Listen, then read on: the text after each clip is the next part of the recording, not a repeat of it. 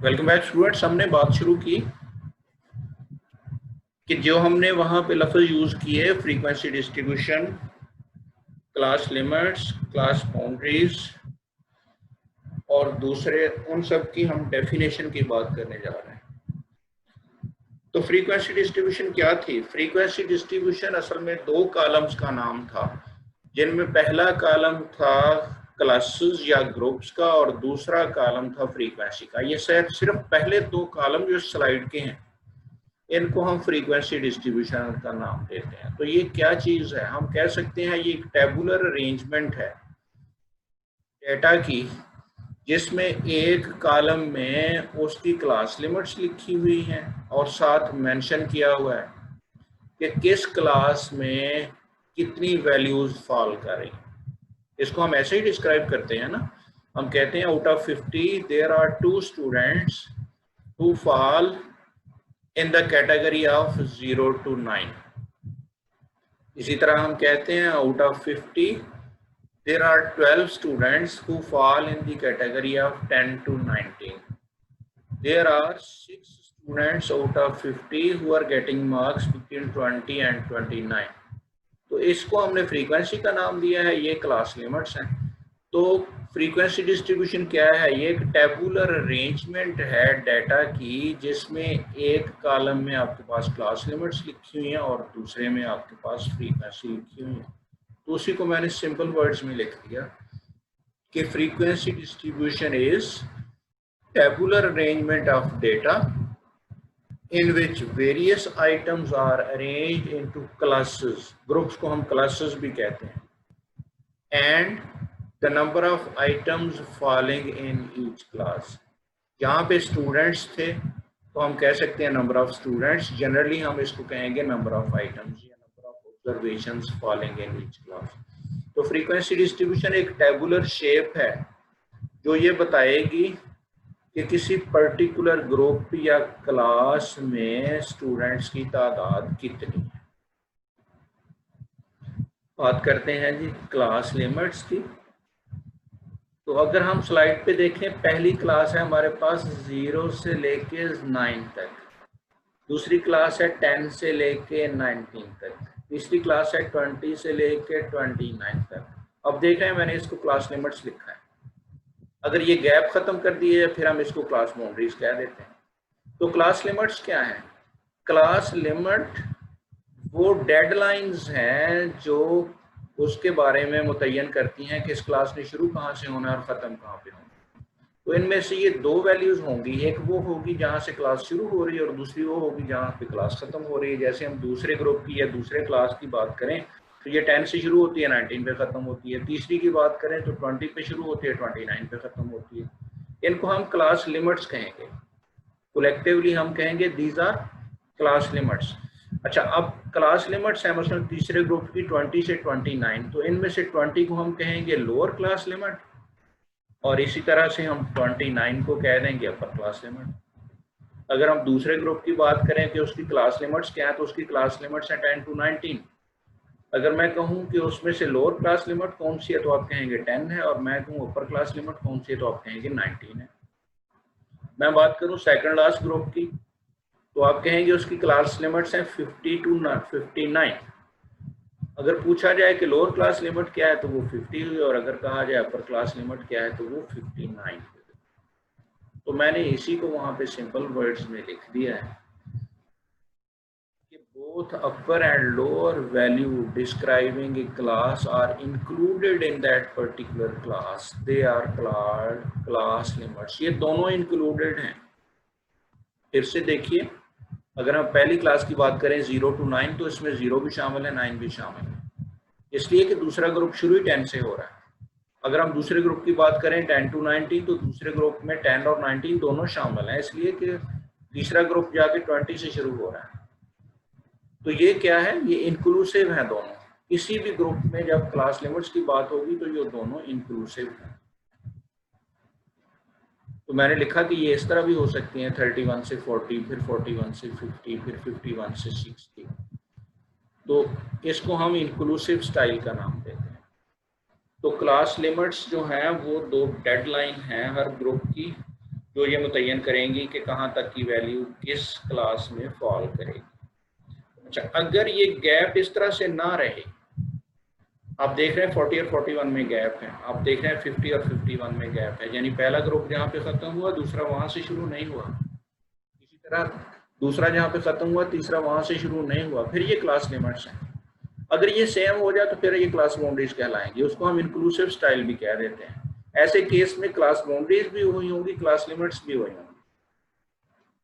तो class boundaries क्या है, अगर हम पिछली स्लाइड पे जाएं तो वो बनी कैसे थी, इस गैप को हमने ख़त्म किया था, इस गैप को जब हमने ख़त्म किया तो ये होगी -0.5 से 9.5, दूसरा ग्रुप हो गया 9.5 से 19.5। तो अगर मैं आपसे पूछूं कि क्लास बाउंड्रीज दूसरी क्लास की क्या है तो आप कहेंगे 9.5 से 19.5, और अगर पूछूं क्लास लिमिट्स दूसरी क्लास की क्या है तो आप कहेंगे 10 से 19।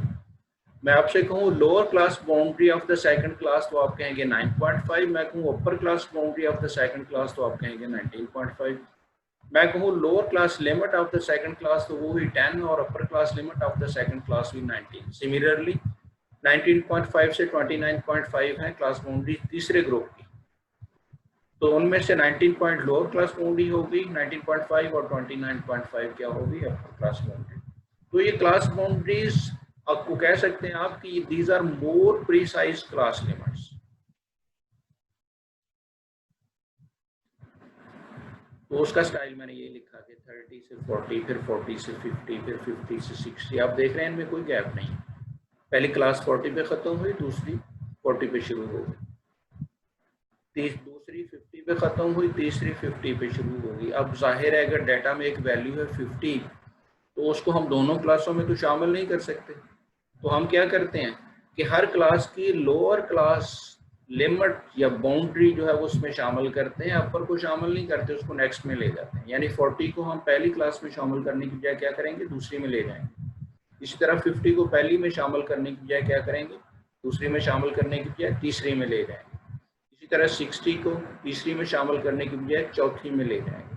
तो इसको हम कहते हैं एक एक्सक्लूसिव स्टाइल। यहाँ पे मैंने लिखा भी है, in this case upper class boundary is not included in that particular class, और इसको हमने नाम दिया एक्सक्लूसिव स्टाइल का। ये तो था अगर हमारे पास डेटा में होल नंबर्स हों, अगर डेटा में 1 डेसिमल तक का हो तो फिर हम इस तरह से उसकी ग्रुपिंग करते हैं 20.5 से 30.5, 30.5 से 40.5, 40.5 से 50.5 एंड सो ऑन। अभी आप देख रहे हैं कि पहली क्लास 30.5 पे ख़त्म हुई, दूसरी उसी पे शुरू हो गई, यानी गैप नहीं है। अब जाहिर है लॉजिकली तो 30.5 को हमने एक में ही शामिल करना है, तो किस में करेंगे, जाहिर है अगर 20.5 को पहले में शामिल कर रहे हैं तो 30.5 को दूसरे में शामिल करेंगे, 40.5 को तीसरे में करेंगे एंड सो ऑन। लॉजिक ये है कि अगर हम लोअर क्लास बाउंड्री को उस ग्रुप में शामिल कर रहे हैं तो दूसरे ग्रुप की लोअर क्लास बाउंड्री 30.5 है, और अगर हम 30.5 को दूसरे ग्रुप में शामिल कर रहे हैं तो उसको फिर पहले में शामिल नहीं कर सकते। तो क्लास बाउंड्रीज और क्लास लिमिट्स का फर्क वाज़ेह हुआ। हर क्लास का जो मिड पॉइंट है, हर क्लास की जो एवरेज है, उसको हम क्लास मार्क भी कहते हैं और मिड पॉइंट भी कहते हैं।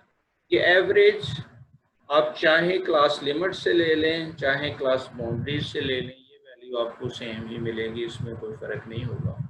तो मैंने आपको लिखा कि it is the point which divides the class into two equal halfs. It is calculated by adding, ये लफ्ज़ है adding, it is calculated by adding, sorry अगर हम मीन की बात करें तो बाय फाइंडिंग द मीन, और अगर हम कहें हम यूँ भी कह सकते हैं it is calculated by adding both class limits and dividing it by 2।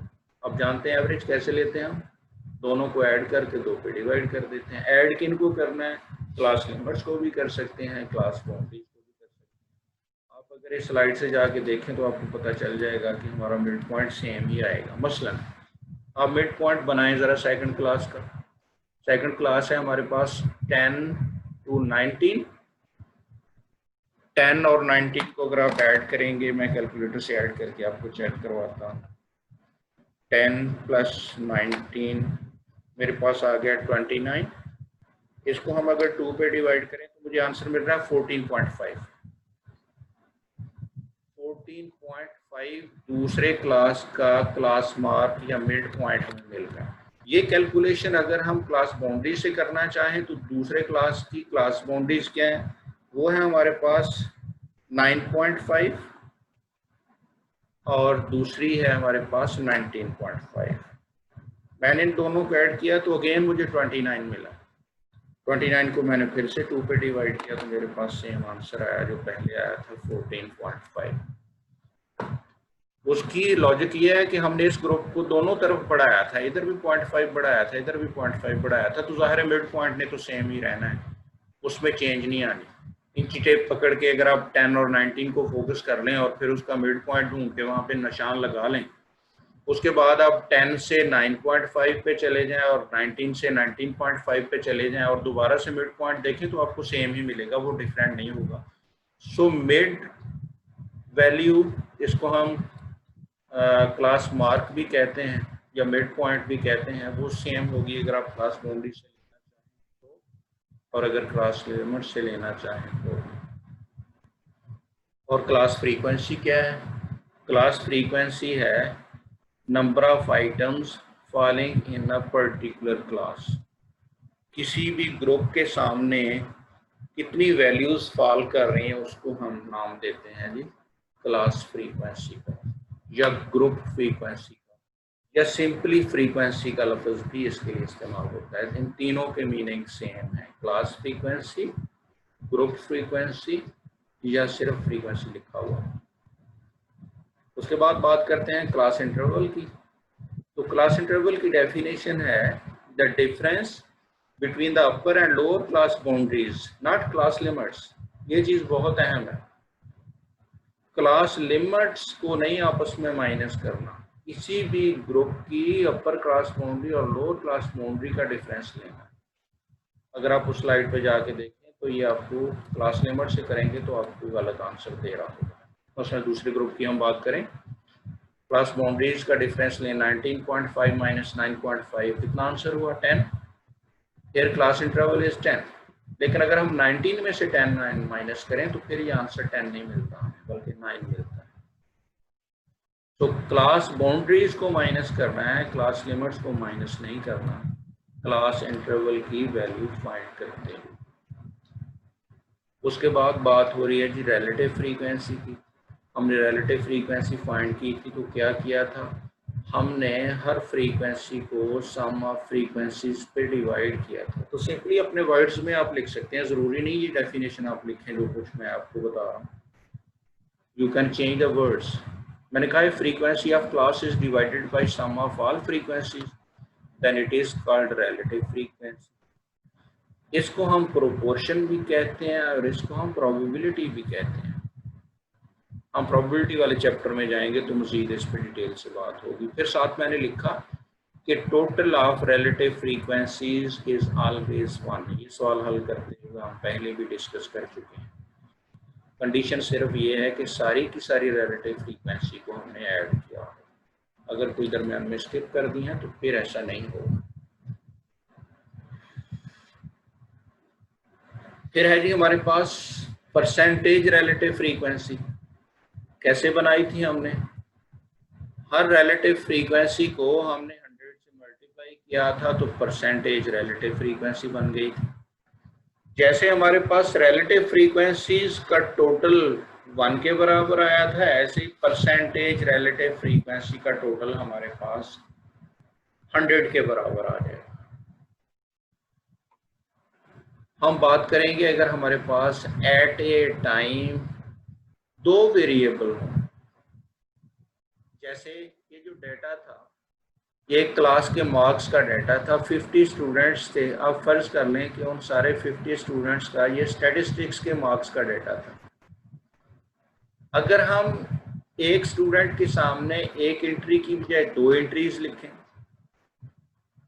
2 entries किस तरह लिखें कि हर स्टूडेंट के सामने पहले लिख दें उसके स्टैटिस्टिक्स में मार्क्स और फिर लिख दें उसी के मार्क्स मैथमेटिक्स में, तो अब हमारे पास 2 वेरिएबल हो जाएंगे। एक वेरिएबल कहलाएगा मार्क्स इन स्टैटिस्टिक्स, दूसरा कहलाएगा मार्क्स इन मैथमेटिक्स। जैसे हमने यहाँ पे वेरिएबल को x का नाम दिया, हम दोनों को नाम दे देंगे, एक x वेरिएबल कहलाएगा और दूसरा y वेरिएबल कहलाएगा। तो ऐसी सूरत हाल में हम उसकी ग्रुपिंग फिर इस तरह से करेंगे कि जैसे हमने x एक्सिस पे और y एक्सिस पे ग्रुपिंग करनी है, तो एक डायरेक्शन में ग्रुपिंग हो जाएगी स्टैट के मार्क्स की, दूसरी डायरेक्शन में ग्रुपिंग हो जाएगी मैथमेटिक्स के मार्क्स की, और जो उनके कॉरस्पॉन्डिंग सेल्स बनेंगे वहां पे उनकी फ्रीक्वेंसी शो होगी। अगर कहीं ऐसी शेप है तो हम उसको कहते हैं बाईवेरिएट फ्रीक्वेंसी डिस्ट्रीब्यूशन। सॉरी, मैं ये वाली बाईवेरिएट फ्रीक्वेंसी डिस्ट्रीब्यूशन। तो बाईवेरिएट फ्रीक्वेंसी डिस्ट्रीब्यूशन कब बनानी पड़ेगी हमें? उस वक्त बनानी पड़ेगी जब हमारे पास दो वैल्यूज मौजूद होंगी, यानी पेयर्स की शक्ल में डेटा होगा। तो एक जो है ग्रुप्स वो एक्स एक्सिस पे बनेंगे, दूसरे ग्रुप्स वाई एक्सिस पे बनेंगे, और उसके क्रॉस में जो हमारे पास सेंटर में बॉक्सेस आएंगे वहाँ पे उनकी फ्रीक्वेंसी जो है वो शो कर दी जाएगी। तो बाईवेरिएट फ्रीक्वेंसी डिस्ट्रीब्यूशन उस वक्त बनाई जाती है जब हमारे पास पेयर्स हों ऑब्जर्वेशंस। हम बात कर रहे हैं जी क्युमुलेटिव फ्रीक्वेंसी डिस्ट्रीब्यूशन या less than cumulative frequency distribution की। तो आपको याद होगा हमने कैसे बनाई थी लेस देन क्युमुलेटिव फ्रीक्वेंसी। किसी भी क्लास की अपर क्लास बाउंड्री से कम वैल्यूज की तादाद ये बताती है। तो मैंने लिखा total number of values less than the upper class boundary of a particular class is called cumulative frequency और less than cumulative frequency of that particular class, और the table showing the cumulative frequencies against the class boundaries of each class is called cumulative frequency distribution or less than cumulative frequency distribution। तो हर group के सामने जो इस तरह से upper class से नीचे वाली या लोअर क्लास बाउंड्री से अबव वाली वैल्यूज की तादाद लिखी होगी वो कहलाएगी cumulative frequency, और वो जो टोटल शेप है यानी टेबुलर शेप उसकी जिसमें सारी की सारी फ्रीक्वेंसीज कम्युलेटिव लेस देन और मोर देन लिखी हुई होंगी उसको हम कहेंगे कम्युलेटिव फ्रीक्वेंसी डिस्ट्रीब्यूशन, या इसका नाम है लेस देन कम्युलेटिव फ्रीक्वेंसी। और अगर हम इसकी बजाय टेबुलर शेप ऐसी बना लें जिसमें हमारे पास more than cumulative frequencies show हो जाए, हमने अभी बात की थी सवाल हल करते हुए, तो फिर हम उस टेबुलर शेप को कह देंगे ये है more than cumulative frequency distribution. तो मैंने डेफिनेशन लिखी है total number of values greater than the lower class boundary of a particular class is called more than cumulative frequency. तो मोर देन कम्युलेटिव फ्रीक्वेंसी क्या है? ये है the total number of values greater than the lower class boundary of a. और अगर हम इस तरह का टेबल बना दें जो ये शो करे कि किसी पर्टिकुलर ग्रुप की लोअर क्लास बाउंड्री क्या है और उस लोअर क्लास बाउंड्री से ज़्यादा वैल्यूज़ की तादाद कितनी है, तो हम उस टेबुलर अरेंजमेंट को more than cumulative frequency distribution कहेंगे। तो दूसरे लफ्ज़ों में इसमें दो डेफिनेशंस लिखी गई हैं। एक डेफिनेशन है कि मोर देन कम्युलेटिव फ्रीक्वेंसी क्या है और दूसरी डेफिनेशन है कि मोर देन कम्युलेटिव फ्रीक्वेंसी डिस्ट्रीब्यूशन क्या है। बिल्कुल ऐसे ही इसमें भी दो डेफिनेशन है। एक डेफिनेशन है कि लेस देन कम्युलेटिव फ्रीक्वेंसी क्या है और दूसरी डेफिनेशन है कि less than cumulative frequency distribution क्या होता है। तो साथ मैंने आपको चेक बताया था कि less than cumulative frequency distribution हम बना रहे हैं तो सबसे लास्ट वाली cumulative frequency total number observations के बराबर होगी, और अगर हम मोर देन कम्युलेटिव फ्रीक्वेंसी डिस्ट्रीब्यूशन बना रहे हैं तो उसमें सबसे पहले वाली क्लास की कम्युलेटिव फ्रीक्वेंसी समेशन एफ के या टोटल नंबर ऑफ ऑब्जर्वेशंस के बराबर होगी। मैं आपको ये चीज़ स्लाइड से एक दफ़ा फिर दिखा दूँ, यहाँ पे कंफ्यूजन नहीं रहनी चाहिए। ये था हमारे पास less than cumulative frequencies, sorry more than cumulative frequencies. तो मोर देन कम्युलेटिव फ्रीक्वेंसी की पहली एंट्री हमारे पास जो है वो 50 है। ये 50 वही है जो हमारे पास एफ वाले कॉलम का टोटल था। इसी तरह पिछले लेक्चर वाली स्लाइड में हमने ये देखा था, तो उसमें लास्ट वाली एंट्री जो थी वो 50 थी और ये 50 होती है जो हमारे पास टोटल नंबर ऑफ स्टूडेंट्स थे। तो आपकी तरफ से कोई क्वेश्चन है तो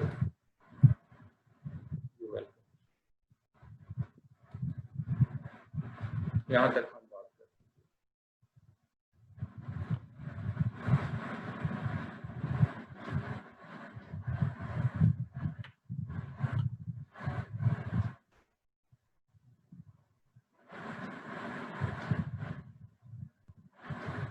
स्टूडेंट्स कोई क्वेश्चन है तो अनम्यूट कीजिए और बात कीजिए।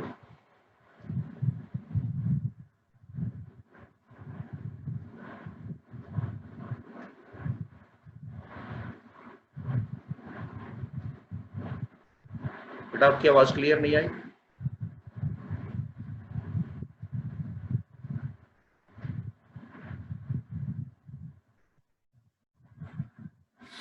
दैट्स गुड, ये तो बहुत अच्छी बात है। Anybody else?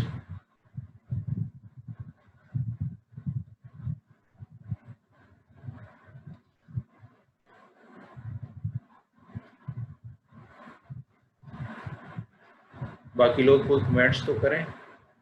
हमजा इरशाद हमारे पास मौजूद हैं, हमजा अहमद मौजूद हैं, जीशान अहमद मौजूद हैं, इनाम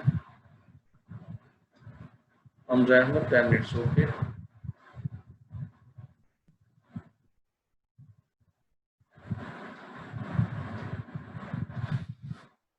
इनाम Azam it's okay. Anybody else जी? Thank you very much students, thank you. जी पूछिए बेटा।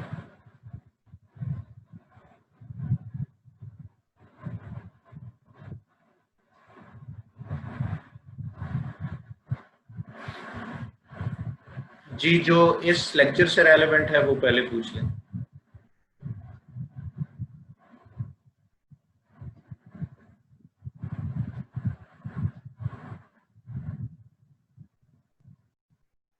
जी हाँ जी नहीं, उसका क्वेश्चन नहीं आपको आएगा, सिर्फ आपको पता होना चाहिए कि बाइवेरिएट है क्या। मैं थोड़ा सा आपको उसका आइडिया दे देता हूँ यहाँ से, मैंने इसलिए उसका सवाल शामिल नहीं किया। अब देखिए, ये मार्क्स हमने जो रखे हुए हैं ना पहले कॉलम में, ये मार्क्स हैं, आपने फर्ज कर लें कि ये स्टैटिस्टिक्स के मार्क्स हैं, ठीक है। अब इसमें 2 स्टूडेंट्स ऐसे हैं जिनके मार्क्स 0 से 9 की रेंज में हैं। इसी तरह से हम अगर ग्रुपिंग इस डायरेक्शन में भी बना दें, जहां एफ लिखा हुआ है ना वहां लिख दिया जाए 0 से 9, फिर 10 to 19, फिर 20 to 29, फिर 30 to 39, 40 to 49 एंड 50 to 59। बात क्लियर हो रही है? अच्छा, फिर हम डाटा में से वो स्टूडेंट्स ढूंढेंगे जिनके स्टैट में से मार्क्स 0 से 9 की रेंज में है एंड मैथ में से 0 से 9 की रेंज में, वो यहाँ पे आएंगे।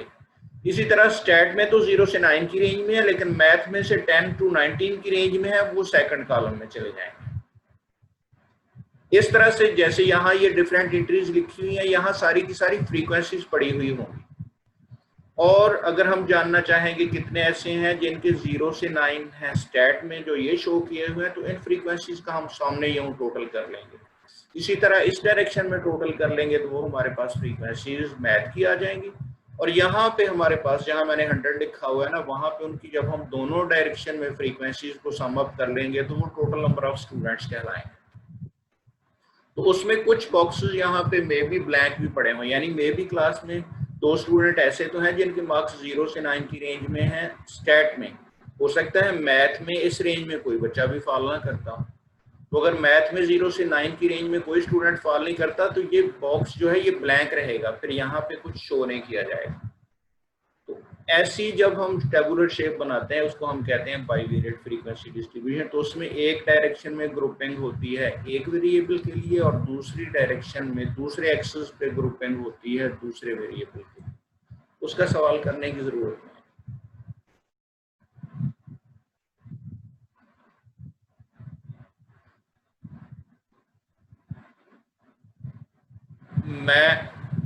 मैं बेटा इस तरह करता हूँ कि मैं आपको बुक में से एक क्वेश्चन रेफर कर देता हूँ, आप आधा मिनट होल्ड रखिए।